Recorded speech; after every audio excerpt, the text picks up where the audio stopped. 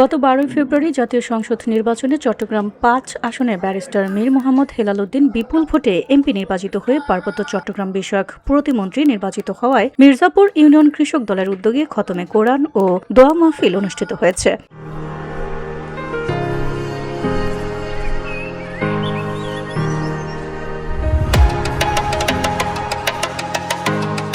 মঙ্গলবার 17 ফেব্রুয়ারি মির্জাপুর ইউনিয়নের একটি কমিউনিটি সেন্টারে এই মাহফিল অনুষ্ঠিত হয়। দোয়া মাহফিলে শহীদ প্রেসিডেন্ট জিয়াউর রহমান, 3 বারের সাবেক সফল প্রধানমন্ত্রী মরহুমা বেগম খালেদা জিয়া, আরাফাত রহমান কোকো, ব্যারিস্টার মীর মোহাম্মদ হেলাল উদ্দিনের মাতা মরহুমা ডালিয়া নুসরাত সহ বিএনপির প্রয়াত নেতাকর্মীদের মাগফিরাত কামনা করে বিশেষ দোয়া ও মোনাজাত করা হয়।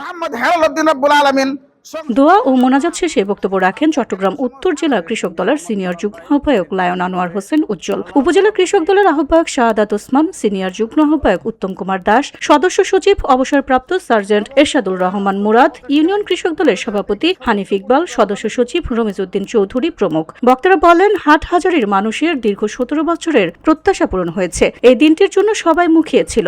জনগণ আমাদের প্রত্যাশা পূরণ করেছে। এবার জনগণের প্রত্যাশা পূরণ করার সময় এসেছে।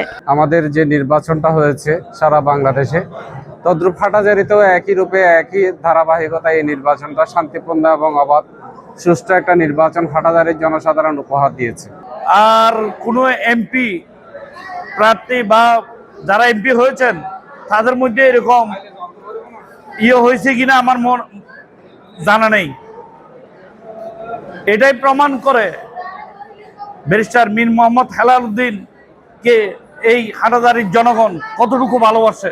আমরা আশা করব ব্যারিস্টার মীর মোহাম্মদ হেলাল উদ্দিনের হাত ধরে হাটহাজারীটা নতুন রূপে নতুন মাত্রায় উন্নয়নের রোল মডেল হিসেবে হবে বলে আমি আশাবাদ করি। এবং সেই সাথে আমাদের ব্যারিস্টার মীর মোহাম্মদ হেলাল উদ্দিন হাটহাজারীর প্রত্যেকটা এলাকায়, প্রত্যেকটা ইউনিয়নে, প্রত্যেকটা ওয়ার্ডে তিনি যে কমিটমেন্ট দিয়েছিলেন এবং সেই অনুসারে তিনি কাজ করে যাবেন। VOD Bangla news desk.